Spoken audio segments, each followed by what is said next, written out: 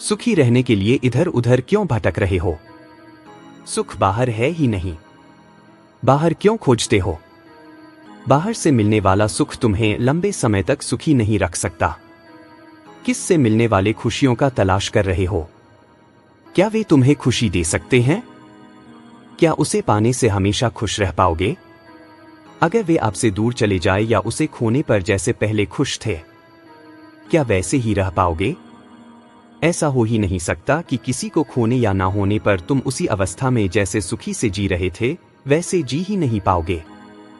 सुखी रहना तो दूर की बात है, तुम्हारे चेहरे पर हल्की सी मुस्कान भी नहीं नजर आएगी। तुम उस वक्त दुखी या चिंता में डूबे ही चले जाओगे। सुख को बाहर नहीं, अपने अंदर खोजो। सुख कहीं और नहीं, हमारे अंदर ही है। हमारे अंदर से मिलने वाली खुशी मरते दम तक साथ दे रहेगी। बस जानना है कैसे। सुख हमारे अंदर ही है। इसे हम कैसे पा सकते हैं? इसे जानने के लिए आपको एक कहानी सुनाता हूं, जो हम सभी के लिए ज्ञानवर्धक है और इसे जानना बहुत जरूरी है। इस कहानी को शुरू करने से पहले आप सभी को अपने अंतर आत्मा से बहुत बहुत धन्यवाद। आप सभी हमेशा खुश रहे, स्वस्थ रहे। हाँ, लेकिन आपके चेहरे पर एक हल्का सा स्माइल तो होना बनता है। तो दोस्तों, एक बार जरा मुस्कुराओ तो सही। इससे भला क्या ही हो जाएगा? आपके पैसे तो नहीं लगने वाले हैं। जरा मुस्कुराइए, दिल खोलकर मुस्कुराइए। आप कब पिछले बार मुस्कुराए थे? जरा अपने दिमाग पर जोर डाल के सोचिए। क्या आपको जोर डालने पर भी याद नहीं आ रही है? कोई बात नहीं, अब तो मुस्कुराइए। फिर कभी मौका मिलेगा या नहीं, कौन देखाया। मुस्कुराते रहे। हाँ, मैं अब जल्दी से कहानी सुनाना शुरू करता हूं। आप सभी बेसब्री से इंतजार कर रहे होंगे। आप सभी को इंतजार करने के लिए थैंक्स। एक समय की बात है, एक छोटे से गांव में, जहां प्रकृति की सुंदरता और शांति का माहौल था। गांव में एक आश्रम था जिसमें बौद्ध भिक्षु निवास करते थे और वहां के लोगों को हर समस्या का समाधान बताते हुए सही मार्ग पर जाने का उपदेश देते थे। उसी गांव में रहने वाला एक नौजवान युवक जो दुखी जीवन को छोड़कर सुखी जीवन को जीना चाहता था। वो दुखी और निराशा से कोसों दूर हो जाना चाहता था। अपने जीवन से थक हार कर बौद्ध भिक्षु के पास जाने का निर्णय किया और उसी समय आश्रम की ओर आगे बढ़ने लगता है। आश्रम पहुंचकर बौद्ध भिक्षु को प्रणाम करता है। बौद्ध भिक्षु आशीर्वाद देते हुए पूछते हैं, तुम्हारे चेहरे पर दुख के भाव क्यों प्रतीत हो रहे हैं? तुम्हारी क्या समस्या है? युवक बौद्ध भिक्षु से कहता है, आप मुझे सुखी जीवन जीने का मंत्र दे दीजिए। बौद्ध भिक्षु मुस्कुराते हुए बोले, ठीक है, तुम्हें इस मंत्र को पाने के लिए 2 अलग अलग स्थानों पर जाना होगा और मैं जैसा कहूं वैसा करना होगा, तभी तुम्हें सुखी जीवन जीने का मंत्र मिलेगा। युवक उन स्थानों पर जाने के लिए तैयार हो जाता है। पहला कौन सा स्थान है जहां मुझे जाना है, बताइए? बौद्ध भिक्षु कहते हैं, पहले तुम्हें सामने वाले पहाड़ियों की गुफा में जाना होगा। तुम्हें वहां एक दिन गुजारकर मेरे पास आना है।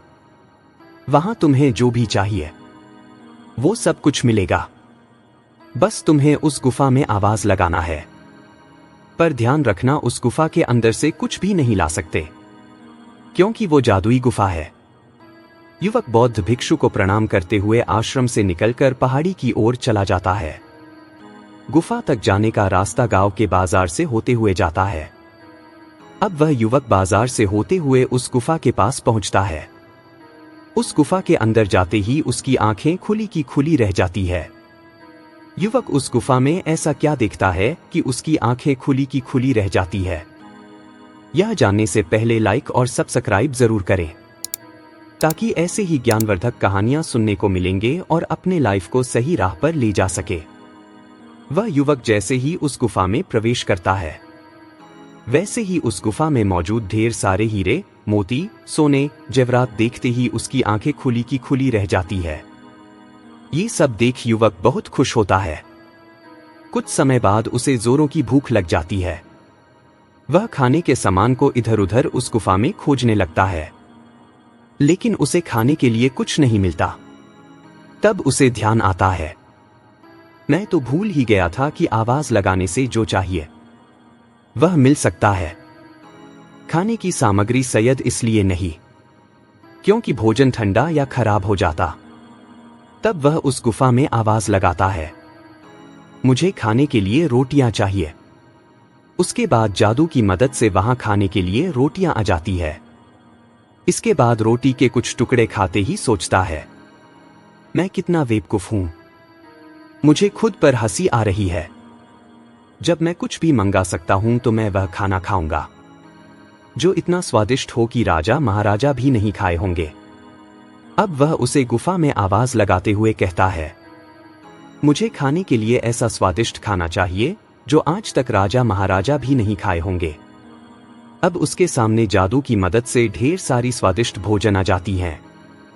युवक उसे स्वादिष्ट भोजन को खाकर बहुत प्रसन्न होता है, क्योंकि आज तक वह इतना स्वादिष्ट भोजन कभी नहीं खाया था। वह ऐसा खाकर बहुत प्रसन्न हुआ। उसे इस गुफा में वो सब कुछ मिल सकता है जो एक इंसान को जीने के लिए चाहिए, और तो और वह गुफा एक राजमहल जैसा ही होता है। इस गुफा का यही खासियत है कि जो भी चाहिए बस एक बार आवाज लगाना है। उसके बाद तुरंत ही जादू की मदद से उस गुफा में आ जाता। भोजन करने के बाद थोड़ा देर आराम करने के लिए राजा जैसा ही सिंहासन मंगवाता है और उसी पर बैठकर आराम करने लगता है। उसे लगने लगता है कि यहाँ का राजा वही है। थोड़ा देर आराम करने के बाद अब उसे बोरियत महसूस होने लगता है और उसे मन भी नहीं लग रहा था। युवक मन ही मन सोचने लगता है, मन को बहलाने के ऐसा क्या किया जाए कि बोरियत भी मिट जाए और मन भी बहल जाए। तभी उसे ख्याल आता है, क्यों ना मैं भी राजा की तरह नृत्य देखे लूं। तब वह युवक आवाज लगता है, मुझे मन बहलाने के लिए एक खूबसूरत नर्तकी चाहिए जो अच्छे से नृत्य करे। तभी वहां तेज रोशनी के साथ एक खूबसूरत नर्तकी प्रकट हो जाती है। प्रकट होते ही नृत्य करने लगती है। नृत्य करते नर्तकी को देख युवक एकटक देखता ही रह गया, मानो उसकी पलकें झपकने का नाम ही नहीं ले रहा हो। वो इतनी खूबसूरत और आकर्षक महिला थी जिस पे वो आकर्षित होने लगता है, और तो और वह मन ही मन उस नर्तक से विवाह करने के लिए भी मन भी बना लेता। तभी उसे ख्याल आया बौद्ध भिक्षु की कही हुई बातें। उन्होंने कहा था कि गुफा से कुछ भी बाहर नहीं लाना है, क्योंकि ये जादुई गुफा है, मतलब यहां सब कुछ बस माया है। इसी तरह अब कुछ ही पलों में बौद्ध भिक्षु के अनुसार एक दिन पूरे होने ही वाले हैं, तो मुझे यहां से चलना चाहिए। इस गुफा में तो सब कुछ मिल सकता है, यहां खुशी तो मिलेगी पर सच्ची खुशी नहीं मिलेगी। उसी समय वह युवक गुफा से निकलकर बौद्ध भिक्षु के पास जाने लगता है। जब वह बाजार से गुजर रहा होता है, तभी उसका पैर केले के छिलके पर पड़ने के कारण फिसलते हुए एक बुजुर्ग व्यक्ति से जा टकराता है। इस तरह दोनों जमीन पर गिर जाते हैं, जिसके कारण उस व्यक्ति का सारा सामान भी नीचे जमीन पर गिर जाता है। अब वह बुजुर्ग व्यक्ति गुस्से से चिल्लाते हुए कहते हैं, तुम अंधे हो क्या? देख के नहीं चल सकते? मुझे और मेरा सारा सामान भी गिरा दिया। उस बाजार में उपस्थित आसपास के लोग ठहाके लगाते हुए हंस रहे होते। युवक जमीन से खड़े होते हुए उस बुजुर्ग व्यक्ति को भी सहारे देते हुए उठाया और माफी मांगा। गिरे हुए सामान को इकट्ठा करते हुए दिया और वह वहां से दुखी होते हुए आश्रम पहुंचा। आश्रम पहुंचते ही युवक बौद्ध भिक्षु के पास गया और प्रणाम किया। बौद्ध भिक्षु आशीर्वाद देते हुए पूछे, तुम उस गुफा में एक दिन कैसे गुजारे और वहां तुम्हें क्या सीखने को मिला? मुझे बताओ। युवक कहना शुरू करता है, मैं गुफा के अंदर प्रवेश करते ही देखा ढेर सारे हीरे, मोती, सोने, जेवरात, जिसे देखते ही मेरी आंखें खुली की खुली रह गई। ये सब देख मैं बहुत खुश हुआ। कुछ समय बाद भूख लगी तो खाने के लिए आवाज देकर खाने के लिए सबसे पहले रोटी मंगाया। रोटी के कुछ टुकड़े खाते ही फिर मुझे ख्याल आया, क्यों ना जब खाना ही है तो स्वादिष्ट भोजन खाया जाए। तब मैं गुफा से आवाज देते हुए ऐसा भोजन मंगवाया जो आज तक राजा भी नहीं खाया होगा। बौद्ध भिक्षु ये बात सुनकर मन ही मन मुस्कुराते हुए सारी बातें सुन रहे होते।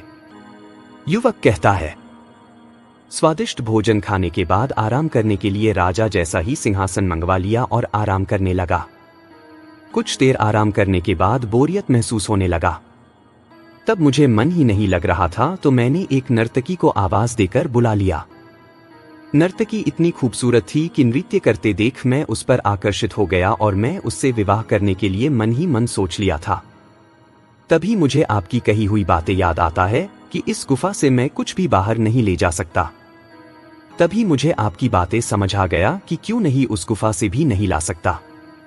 मतलब वहां सब कुछ बस माया था। मुझे उस गुफा में जो चाहिए मिल तो गया और मैं उसके मिलने से कुछ समय के लिए खुश भी हो गया, लेकिन मुझे सच्ची खुशी नहीं मिली। मेरा मन तो खुश हो जाता था, लेकिन मेरे आत्मा को खुशी नहीं मिलती थी। अब मुझे ज्ञात हो रहा है कि मैं अपने जीवन को सुखी से क्यों नहीं जी पा रहा था। मैं बस बाहरी सुख को पाने के लिए इधर से उधर भटक रहा था, जो मुझे सही मायने में खुशी नहीं दे सकती। जिस तरह उस गुफा में सब कुछ माया था, ठीक उसी तरह यहां भी सब कुछ माया की तरह है।